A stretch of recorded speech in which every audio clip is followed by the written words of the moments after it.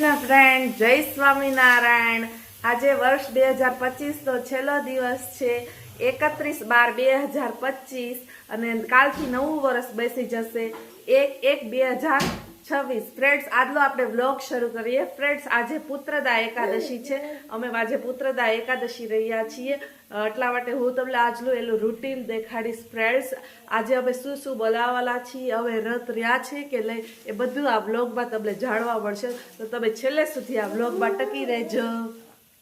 એકાદશી છે તો એકાદશી નિમિત્તે સૌથી પહેલા આપણે સવારમાં ભૂંગળા તળશું। આ ફરાળી ભૂંગળા છે બટેટાના, એ આવી રીતના જાળામાં આવી રીતના તળશું।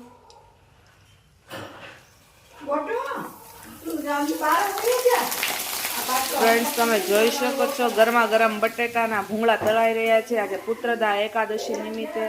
ફ્રેન્ડ્સ, સવારમાં બટેટાના ભૂંગળાની મોજ છે। ફ્રેન્ડ્સ, અલગ અલગ બધું તળશો એ તમને હું બતાવીશ। ફ્રેન્ડ્સ, પહેલા ભૂંગળા તળાઈ ગયા, ત્યારબાદ પછી બીજું પણ તળાશે। આમ રાજગરાની પૂરીની લોટની પૂરી બની રહી છે, તમે જોઈ શકો છો ગરમા ગરમ બની ગઈ છે। અહીંયા વણાય છે, સામે વણાય છે ફ્રેન્ડ્સ, અને અહીંયા તળાઈ રહી છે ગરમા ગરમ પૂરી।